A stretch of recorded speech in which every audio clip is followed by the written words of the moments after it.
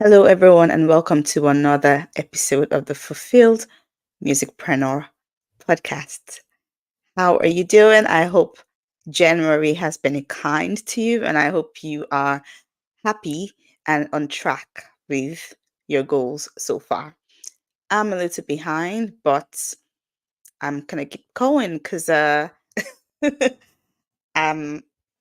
that's what we do. We just keep going till we get where we're going. So, um, whether you're on track or you're behind already, keep fighting. Keep fighting. It's only January. Anyways, today I'd love to talk about monetizing your music. And let me start by sharing a win. And um, and that win is that I am going to be a speaker on a summit that is starting on on the 29th of January. Now, I got an email inviting me to the summit, and I was excited because the topic is right in my alley. It's called the financially free artist. Create art, feel your dreams, and live abundantly. And I just love that. I love that. So it's being held by Jess Allen, and she's a coach, and she coaches artists around crowdfunding, which you all know I love as well. I'm a big proponent of crowdfunding. I think every artist should have at least one crowdfunding campaign. It's something I've done myself a couple of times, and I'm having one again this year very soon. But preparing for the summit got me thinking about something that I would like to share with you. So, we're starting a new year, and many of you already have plans for what you want to do with your music. And if you are a well established artist and you already have streams of income, that is great. But for emerging artists, which I know many of my followers and listeners are, if you are not yet monetizing your music, I think this podcast episode will help you start thinking about how you can do it. Now, I'd like to talk about the three P's of monetizing your music. And these are the three things that you need to get down. You need to be clear on these three things before you can actually begin to monetize your music. Now, I call them the three P's of monetizing your music. The first P being passion, the second P, people, and the third P I call processes. Okay. So, number one, passion. Now, what is your passion? Now, I know we're all musicians, we're all artists, we love music, but that's not all there is to us. We're multifaceted individuals, and many of us will have strengths in multiple areas. What did you study in uni? Did you study music, or did you study something around music? That's good. Did you study something else? What skills do you have? What strengths do you have? Um, because when I talk about passions here, I'm also referring to other things that you can monetize, other things that you can do very easily compared to other people without putting much effort into it. So, for example, I'm a doctor. I can talk about ways to keep healthy for quite a while without needing much prep time. I can talk about how you treat common illnesses, and how you decide when you need to go see a doctor, when you can just take pain meds at home and wait it out. I can talk about all of that without needing any prep time at all. I can also talk about music. I can talk about songwriting and how I write my songs and how I decide that they're ready, how I rewrite them for greater impact, things like that. I can talk about the processes that I use when I'm sending my songs to my producer, what I do in the studio, how I prep for these songs. I can talk about all of that without much prep time because these are things that I'm passionate about. These are things I do over and over again. Now, what is it for you?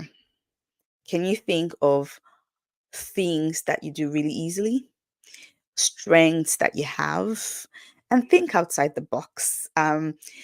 If you pick up my book, my new book called Pursue Your Passions, Uncover Your Calling, the first chapter of it is actually dedicated to this because many people don't think that they are clear on their calling. Um, we know that we all have a calling that um, is directly linked to our fulfillment. So, Bible says that when God created us, He gave us a path that we should walk, that we were predestined to walk. If you think about it like this, Jesus had an ultimate calling, and that was to die for us, to save man, right? Salvation of the world. That was his ultimate calling. Now, he impacted so many lives, he healed the sick, he did all of that. But what do you think would have happened if he missed dying for the world? I think that would have been huge. So, we've been told over and over again that we all have this calling that God has given to us. And we know that we should be doing it. We should discover it. We should be on that path.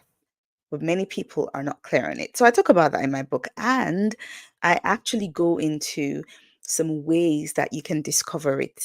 And I even give um, some strategies that you can use to actually discover it. I give you some homework, some steps you can take to start to explore what it could be for you.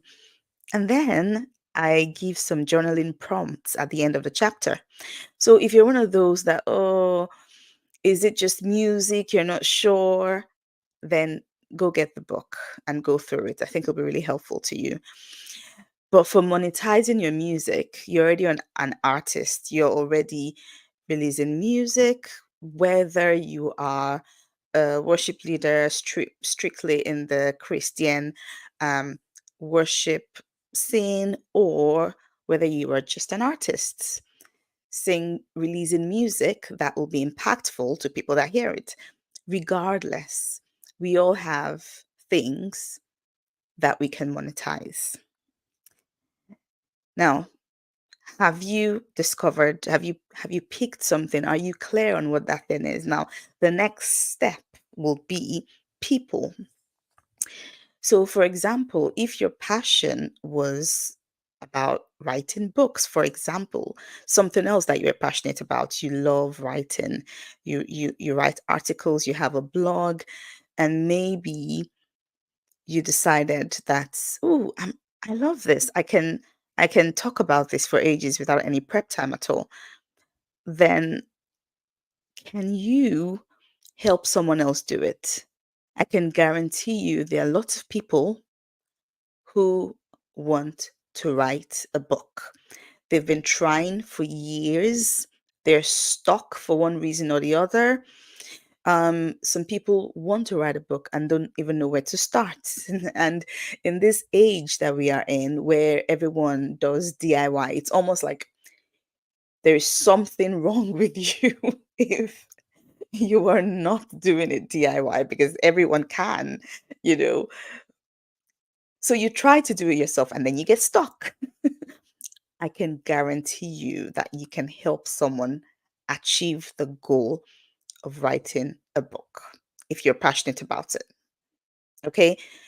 Anything else? Well, for me, I don't just release music. I help people monetize their music.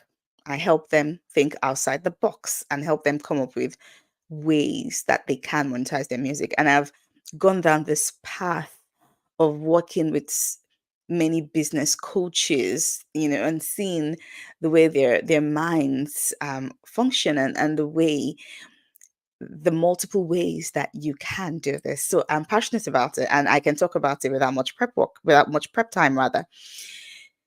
So the next step is deciding who you want to work with. Because if you decide now, I want to help people learn how to write their stories so they can increase their visibility, bring in some, extra income passively. You've decided that there is this other passion you have, there is this other skill you have, then you then need to choose who you want to work with. Do you want to work with just women? Do you want to work with professionals? Is this a service or experience for children, for married couples? Your number two, your second P is people. Because when you decide who you want to work with, you can then easily call them out.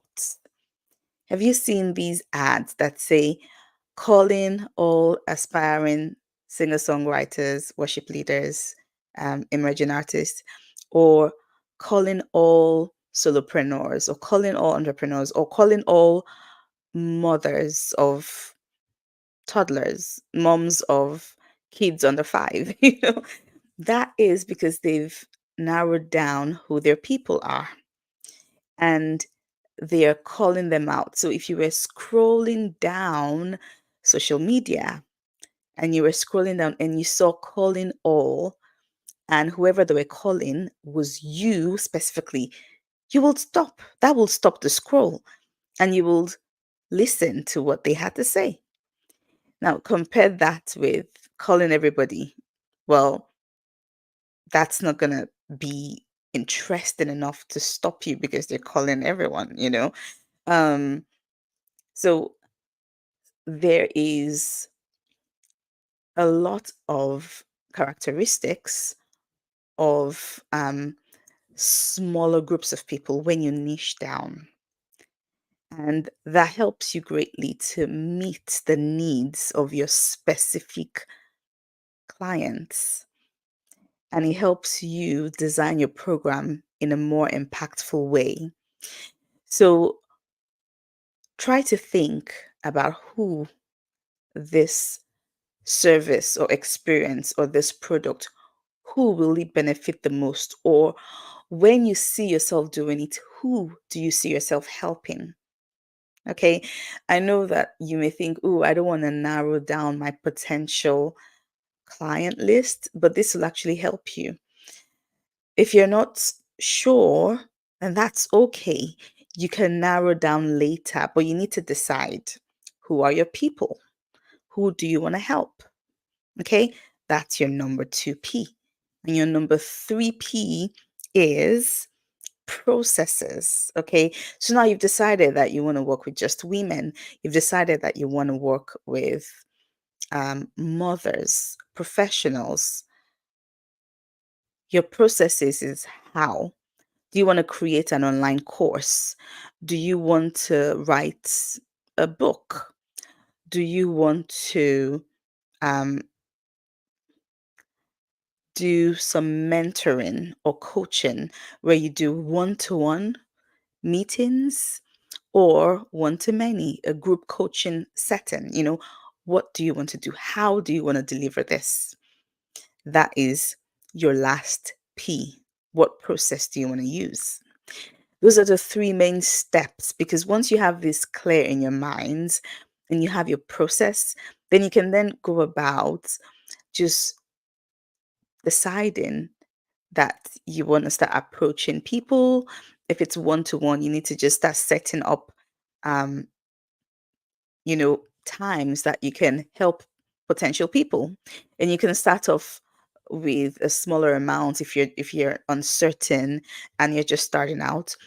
In fact, I'm going to tell you an advice that someone gave me just starting off. She was like, "Hey, if you're completely new at this, reach out to some people that you think this would help and just say, 'Hey, I'm starting something completely new and I am just looking for some people that will be sort of like a first group.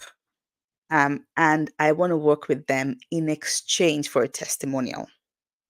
Now, it's literally a win-win scenario, right? Because you're finding your feet, you're going to be deciding if you like it, if you see yourself doing it for real, and they are helping you come up with your material. And you can do like a couple of sessions, maybe 2 to 3 sessions, and ask for a testimonial. And using those testimonials, you go on to get actual clients. Okay.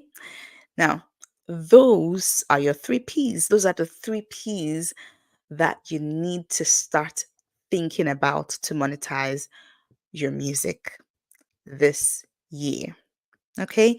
If you wanted a real quick way that you can start bringing some money in while you were trying to figure all of this out, my mini course, Monetize Your Music for 3 days, is also available. So it's going to be in the link in the description below the podcast, or um, in the links wherever you are. If you cannot find it for whatever reason, because I know I'm now streaming to Twitter and YouTube, can you just mention me, email me, and I'm going to send the details over to you. I'm abioginimusic@gmail.com. That's probably the easiest email to reach me on, abioginimusic@gmail.com. Now, just telling you about the summits. There's going to be multiple speakers speaking about multiple ways that you can be financially free. If you are serious about your your mission as an artist, about your vision as an artist, you need to have an insatiable appetite for information, for training, because one of the qualities of leaders is they never stop learning. They never know everything. There is always something new to learn. Always. This is a free summit, and there's going to be multiple speakers that are going to be sharing great values on how you can become financially free. I don't see why you will not register for this. So I am going to put the link as well in the description below. Do yourself a favor, register, okay? Even if you can't make it live, there are going to be replays. So register and attend, and share it with other people, okay? Share it with other people. There is going to be a ton of information that will be useful. Remember, there is always room for growth. There's always room for more information. There's always more. So come with the attitude of, "Oh, what can I learn out of this? What can I take out of this summit for me?" Come with that attitude, and I can guarantee you that you will leave with some value. You will leave with something that you can apply in your business to move you forward. Okay. Now, I hope this has been helpful. I hope you found value. Please do me a huge favor and subscribe if you haven't subscribed yet. Um, I'm on the podcast platforms pretty much everywhere. So subscribe, comment if you're watching online, and would you do me a favor and share with your friends, people that you know this will help them as well? Please share. Okay. And I'm still at the beginning of the year, and I'm still planning content for the year. So if there are certain topics that you would love my help with, email me and let me know. I will be happy to plan content around all of those because I'm here to serve you. I'm here to help you along on your journey. That's why I do these. That's why I do these podcasts. So do let me know what areas you're struggling with. Now, if you've not got my book, go get my book. I'm going to put the link as well in the description below. Number two, register for the summit and invite others as well.